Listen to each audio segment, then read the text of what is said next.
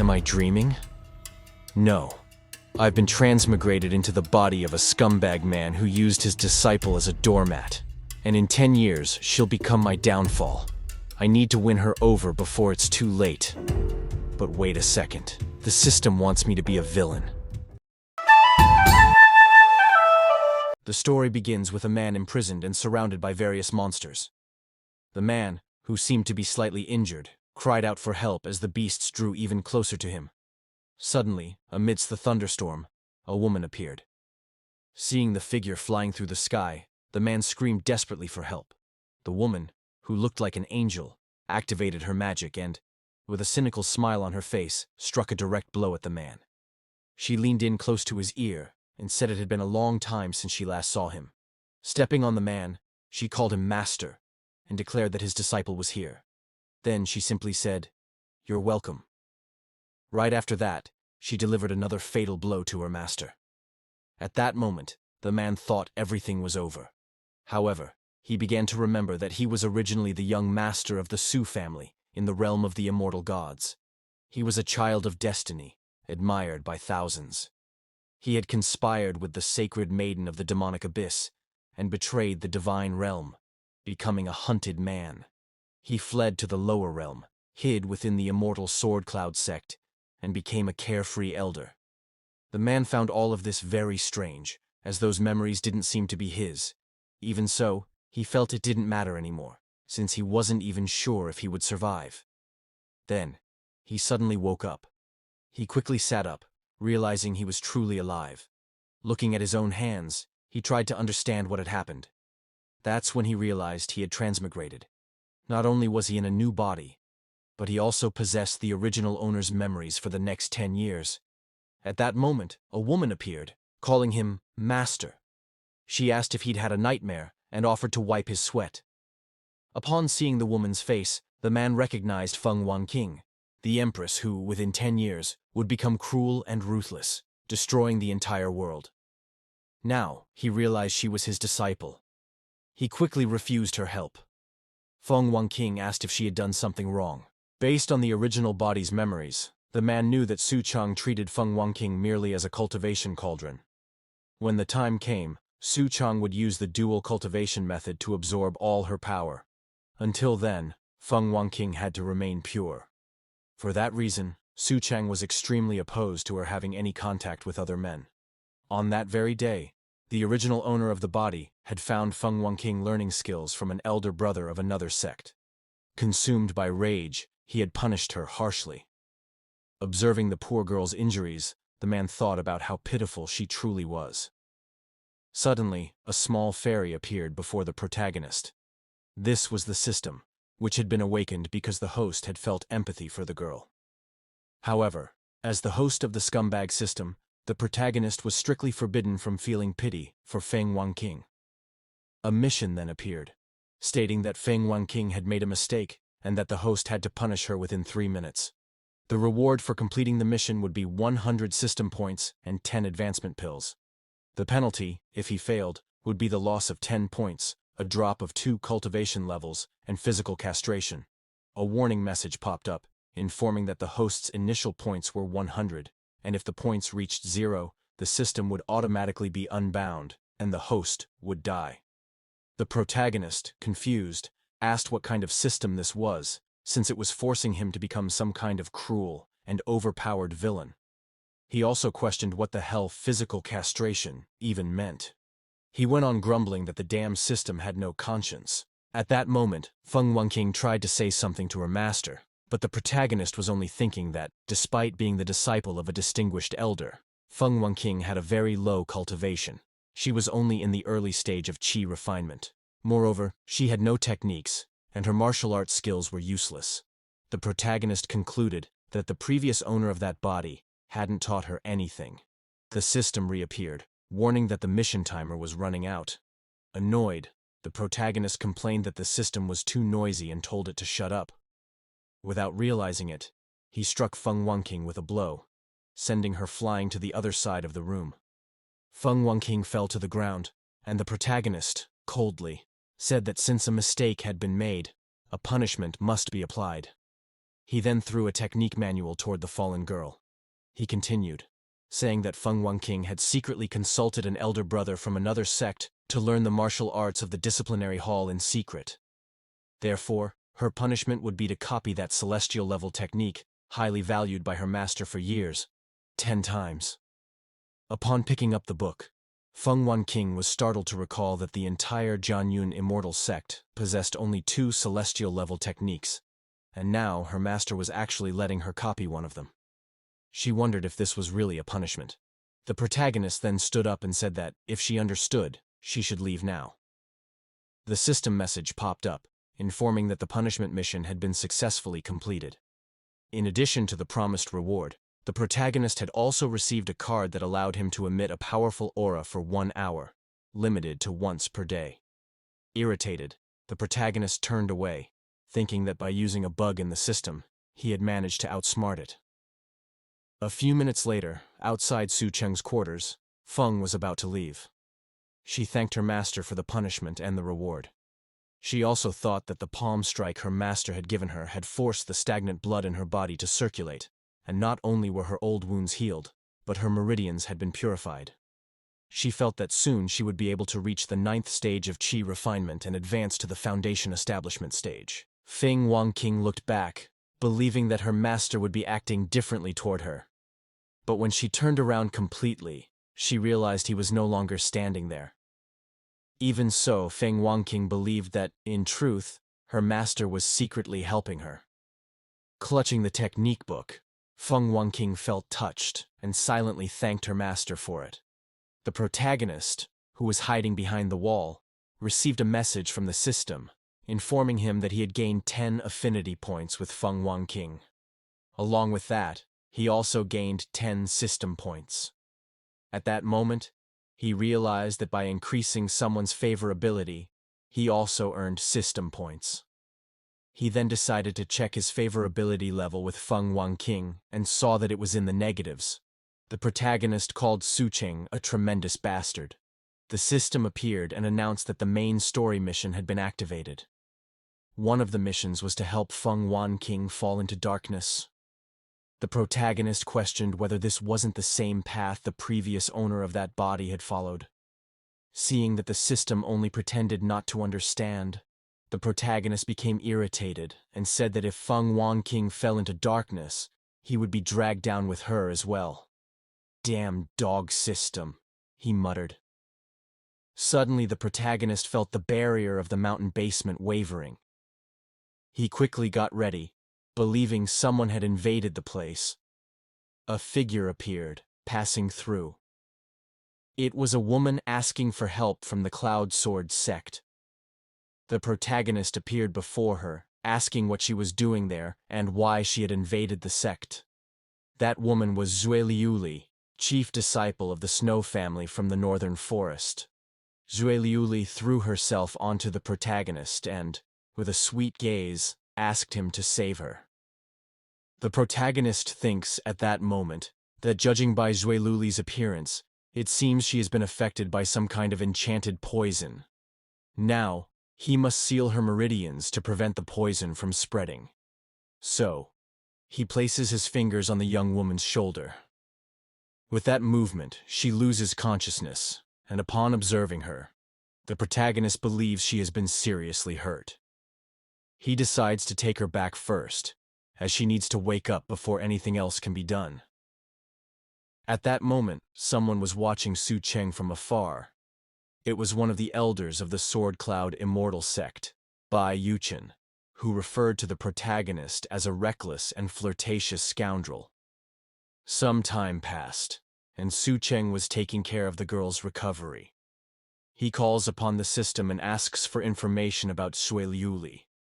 The description that appears informs him that she will become the future secret lover of the male lead, Feng, in this world, and that he will sacrifice himself to save her in the ancient secret realm opened by the eternal immortal dynasty.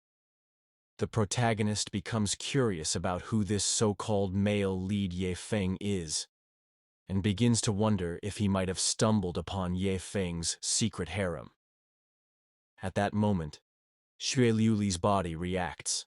She realizes that the poison in her body has completely disappeared. Excited, Xueliuli thanks the protagonist for saving her, saying that she will surely repay him in the future. The protagonist stands up and says she doesn't need to be so formal. Xueliuli then thinks that an elder of the sect, handsome, young and strong, wouldn't be a bad choice for dual cultivation and detoxifying her body. She quickly gets excited by the idea and tries to control herself, while the protagonist observes her, unaware of her intentions. Suddenly, a message from the system appears, informing him that the host has gained 30 favorability points with Xueliuli. He wonders if it's really that easy. Xiaoliuli says she fears that her presence there might cause trouble for his sect, and once again thanks him for his kindness, promising to repay it in the future. The protagonist feels a bit awkward with the situation and replies that it's all right. Then he wonders why the atmosphere suddenly became so strange and awkward.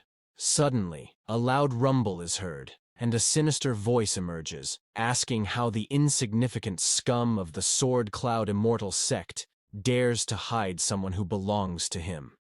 Xueliuli panics and says that he is there. The protagonist's disciples begin to shout, saying that this is the aura of the ghost sect, and they wonder how those guys managed to infiltrate the Sword Cloud sect. They go on to say that this is the ancestor, known for being fierce and cruel, with a notorious reputation across the 5 major regions. Xueliuli was hiding behind Chang. A disciple steps forward and declares that this ghost sect ancestor has annihilated countless sects. That horrifying creature keeps speaking, saying that if they don't hand over the person who belongs to him today, then they shouldn't blame him for destroying the entire sect. This demonic ancestor had a rather flamboyant appearance and was already at the mid-stage of the soul formation realm. A new mission is unlocked. The protagonist must help Xueliuli defeat the ghost ancestor. By doing so, he will earn reward points, and the more stylish his actions, the more points he will receive. At that moment, 3 lights appear in the sky, and voices shout for the ghost ancestor not to be so arrogant. The people who appeared were Bai Yunchen and Zhao Yunchen. They state that they have never interfered with the ghost sect, and therefore, the ghost elder has no right to interfere with the Sword Cloud sect. Zhou Yuan, the Grand Elder, was also with them, and asks when exactly someone from their sect hid someone from the ghost sect. The ghost ancestor then points at Xueliuli and says that he likes her, therefore she now belongs to him. He demands that they hand her over immediately, or he will exterminate the entire Sword Cloud sect. Bai shouts, calling the old rag a trespasser, and orders him to leave at once and not to flaunt his power there. Zhao, worried, asks Bai not to provoke him, as they may not be able to defeat him. He suggests simply handing over the person and ending it quickly. Bai, irritated, tells Zhao to shut up and calls him a coward. Zhao just asks her not to be angry. The ghost ancestor then says he likes Bai as well, calling both her and Xueliuli to become his dual cultivation partners. If they satisfy him, he might spare the sect. Upon hearing that, Bai becomes completely enraged and calls the ancestor an old bastard. She declares that the Bai family has a supreme expert, and if anything happens to her, the family will hunt the ghost ancestor down to the depths of hell. Zhao tries to plead with Bai not to be so impulsive. Shuo, witnessing all the commotion, tells Su Chang that the ghost ancestor is extremely powerful and that no one in the sect is a match for him. Feeling guilty, she declares that she will go with him. The protagonist thinks to himself that, at that moment, his cultivation is being suppressed and he cannot fight at full strength. He remembers that there is a bloodline seal within him, placed by a supreme expert of the Su family from the divine realm. This seal hides his aura, allowing him to avoid detection and pursuit by beings from the immortal divine realm. The cost of this is that his cultivation level has been suppressed by 2 realms. But Chang remembers that he has something. He steps in front of Shui Liuli and says that if he saved her only to let her die again, how would the world view the immortal Sword Cloud sect? The protagonist continues, stating that his sect is under the protection of powerful cultivators, and that a mere expert of the soul formation realm is nothing to fear. The ghost ancestor declares that everyone in the immortal Sword Cloud sect is a bunch of reckless and blind fools, as a mere nascent soul dares to play the hero and try to save a beauty. With an even more terrifying aura, the ghost ancestor states that he specializes in dealing with arrogant fools. He charges toward the protagonist, who quickly pulls out his aura card, obtained earlier from the system. Chang activates the card swiftly, and a powerful aura bursts forth around him. The protagonist asks if the ghost ancestor truly thinks he can face him. At that moment, a massive bolt of lightning crosses the sky, and a divine figure appears above the ghost ancestor, who is stunned by the strength of the aura. The 3 elders are utterly terrified upon realizing that the entity is above the soul formation realm. The divine and powerful figure grabs the ghost ancestor, looks him directly in the eyes, and says that he wants to see something that day. He shouts, asking who dares to touch the immortal Sword Cloud sect. The ghost ancestor declares that the protagonist's sect has no martial ethics, as it truly is protected by a supreme expert. The protagonist watches the scene with confidence, while Shui Liuli looks at him, slightly frightened. Bai is surprised to see that a supreme expert is protecting the sect. Zhao is also astonished by this new information. Zhou Yuan wonders if this protection had been deliberately arranged by the sect master while he is away. At that moment, the ghost ancestor begins pulling in all the air around him and then uses all his strength to break free. He thinks that just managing to free himself has already cost him most of his spiritual energy, and concludes that he is no match for dealing with that creature. Faced with this, he kneels before the divine entity and says that he was very disrespectful. He admits he did not know that the Sword Cloud Immortal sect had such a powerful expert protecting it. He goes on to say that he was reckless, for with that lord present, he would never dare attack the sect. The old man then looks toward Shui and declares that his only objective is to retrieve an item of his. He then quickly turns and claims that the person is not a disciple of the Sword Cloud Immortal sect, hoping that the Lord will allow his departure. However, the protagonist steps in front of Shui and warns the ghost ancestor not to act so recklessly. Zhao, pouting, comments that Chang sure knows how to show off at the right time. With the supreme expert present, the ghost ancestor would never dare to be reckless. He just needed to show up and do his little performance. The ghost ancestor, irritated, prepares an attack and shouts that a mere half-baked cultivator dares to try to stop him. Just as he is about to strike the protagonist, a shield appears in front of him. Chang smiles and says he was merely giving the old man a chance, concluding that the old man is truly useless. The saint who protects the protagonist's sect activates his power and launches a powerful flame attack toward the strange old man, hitting him directly and completely incinerating him. The saint approaches the protagonist and declares that his highness is suppressing his cultivation level and that he is at his disposal. The protagonist simply thanks him and tells the saint that he may take his leave. Zhao, upon witnessing the scene, is shocked to see that the supreme expert actually bowed to the protagonist. Nervous, he smiles and comments that Chang is truly impressive and not an ordinary person. Bai remarks that, in fact, he still prefers the rebellious version of Chang from the past. The old ghost ancestor, collapsed on the ground, declares that he was blind and failed to recognize Chang's greatness, and because of that, he offended him. He then begs for his life, promising that from now on, the ghost sect will be entirely at his feet, obeying his every command. The protagonist, however, orders the old man to leave. The ghost ancestor quickly gets up, frightened, and thanks the protagonist. However, as he is running away, The protagonist prepares an attack, and with a precise lightning strike, Chang eliminates the ghost ancestor in one blow. He says that the members of the ghost sect have committed many crimes and show no respect for human life, and concludes by saying that those bastards dared to think they could serve him. Zhao gets excited and praises the protagonist, beginning to flatter him. Bai doesn't hold back and reminds Zhao that he had called the protagonist a show-off. Bai continues recounting everything Zhao used to say behind the protagonist's back, and the two begin to argue. Meanwhile, Feng Wanqing observes everything from afar, relieved and very proud that her master has reached such a realm. She then wonders if she will ever be able to catch up to her master.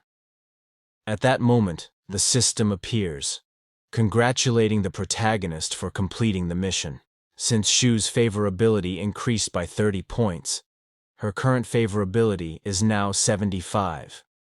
She is emotionally involved with the host, which directly affects her relationship with the male protagonist, Feng. Upon reading this, the protagonist remembers that, in a few days, a competition between sects will be held, and Feng, along with other important characters, will be present. Realizing that his disciple Feng Wanqing is still at a very low level, he sees that he needs to think of something to change that. The next day, the protagonist and Feng Wanqing were walking around. She asked what the master wanted to talk to her about. Chang explained that he had a friend from the demon clan who, to avoid any trouble, was hiding in that place. The protagonist went on to say that he brought Feng Wanqing there so that his friend could help her advance in her cultivation. Looking around, he wondered where she was. At that moment, a movement stirred in the water, and a girl scooped some water with her mouth and splashed it toward the protagonist. Chang then asked if that was supposed to be funny. She was a snake girl who smiled excitedly upon seeing her old friend again. She said that if Chang stayed with her, he would become the Dragon King. The protagonist replied that he didn't care about becoming a Dragon King since it was obvious she was a snake. The girl called him silly and claimed she was a great dragon. Chang then got straight to the point. Pointing to Feng, he said he was there for another reason. He explained that the Grand Sect competition was approaching, but his disciple's cultivation level was still too low, and the martial arts techniques and skills she had just learned were not professional. The protagonist asked Sister Yaolan if she happened to have a divine body refining technique from the Demon Dragon clan, and said he hoped Yaolan could teach it to Feng. Yaolan observed the two silently for a moment and commented that she hadn't expected Chang to like that type of girl. Then, she emerged from the water, completely changing her appearance, and said that once she reached the Supreme Realm, she would be able to transform into a human form, and at that point, she wouldn't lose to the sister standing before her. Yaolan threw herself onto the protagonist and asked if she could do whatever she wanted. Chang asked her not to joke around and said they would talk about it later. A system message appeared with a side mission. Reach 80 points with Yaolan, and also help her reach the Supreme Realm, in order to extract her dragon bone. Seeing this, the protagonist remarked that this damn system never did anything for people's good. He remembered that in his previous life, the only person Yaolan trusted was Chang, but that scoundrel's goal was only to get her dragon bone. He ambushed her while she was leveling up, forcing her to give it up. The protagonist then ran off, saying he would leave his little disciple with Sister Yaolan, and asked Feng to listen to everything she had to say. Feng was startled by the protagonist's sudden departure. Yaolan grabbed Feng's arm and told her to stop. Feng asked what Yaolan was planning to do. Yaolan replied that since Feng's master had left her in her care, she should obey everything Yaolan said. Otherwise, as a weakling, she'd be left behind by her master. Then, Yaolan told Feng to take off her clothes, saying it would be better that way to absorb the essence of demon dragon blood and refine her body. Yaolan assured her she wasn't a man, and that Feng didn't need to worry about her purity. Even though she was embarrassed, Feng thought about her master and began to obey Yaolan just for his sake. She believed she would become strong because of him. And so, the two began to practice their secret cultivation techniques. A few days later, On the day of the grand competition of the immortal Sword Cloud sect, some cultivating disciples were preparing for the duels. Zhao, seeing the crowd, remarked that many people had indeed come to watch the sect's internal competition. He went on to say that it was an unprecedented spectacle, unlike anything seen before. Zhou Yuan commented that, with the emergence of the supreme expert, forces from all sides had mobilized upon hearing the news. Now, everyone was there because of Elder Su, and the rest just wanted to bask in the glory. At that moment, the three great families of the northern wild region were also present. Xue was calling for her father, asking him to follow her. The heads of the families had come in person this time, leaving everyone impressed. Xueliuli's father said that his daughter was lucky to have made a connection with the supreme elder of the Sword Cloud sect.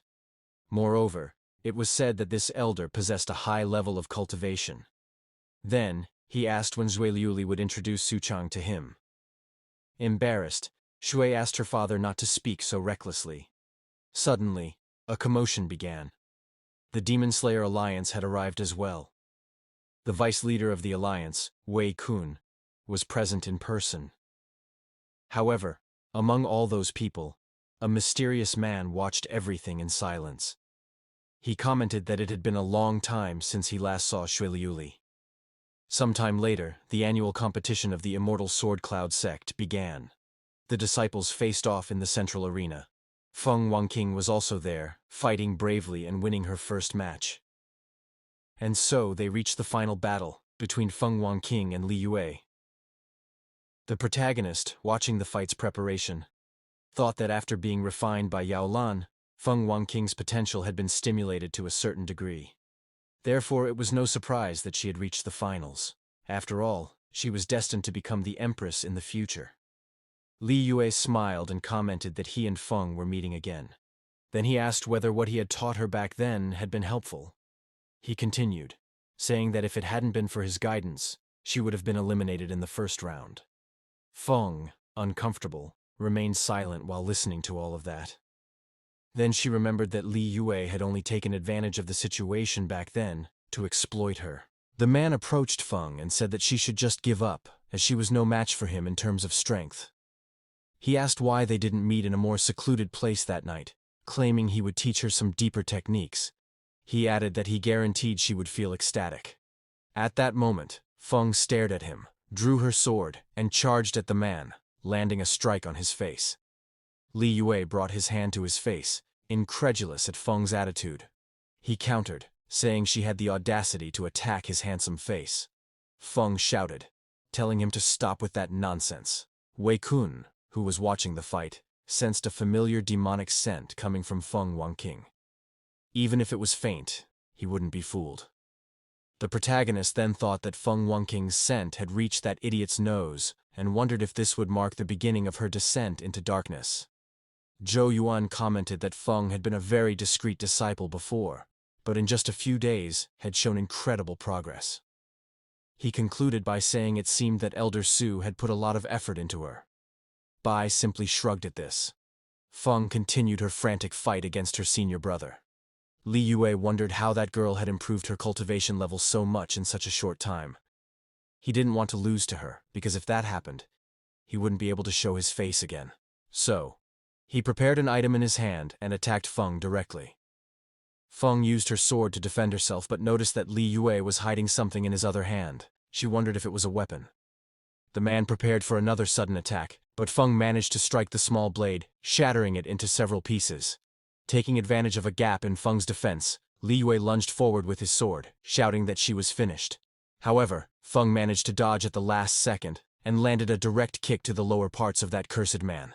Then, she quickly jumped back while Li Yue collapsed to the ground like a sack of potatoes.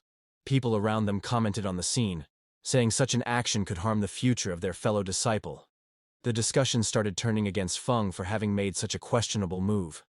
However, despite the controversy, Feng Wanqing was declared the champion of that year's competition. Feng only thought that she had finally not disappointed her master. The protagonist, looking at her, said, "Not bad at all." But at that moment, a storm began to form in the sky, leaving the protagonist very confused. A giant dragon started to emerge from within the storm. A voice echoed, laughing intensely, saying that the immortal Sword Cloud sect had disciples who used underhanded tactics and dirty moves, and that it was all very entertaining. The voice continued, commenting on the large number of people gathered, and then asked if they were all there to welcome him. Zhao, terrified, said that the demonic aura might belong to the crown prince of the demon clan, Mo Daotian. Zhou Yuan asked why such a person would be coming there. Xue Liuli's father said that this man held the third position on the Heaven and Earth demon list, a truly ruthless being against whom there was no chance of victory. Another sect leader questioned what was going on. That mysterious individual from before appeared again, surrounded by a dark aura. In that moment, he thought that the one he had been waiting for had finally arrived. The immense dragon was still forming in the sky, and a humanoid figure appeared on its head. This man declared that the grand sect competition was happening that day, and that he was sure there would be great prizes. As Crown Prince, he was quite interested, and then asked what he should do next. We'll continue in the next episode. For more videos like this, subscribe to the channel and turn on notifications. See you next time.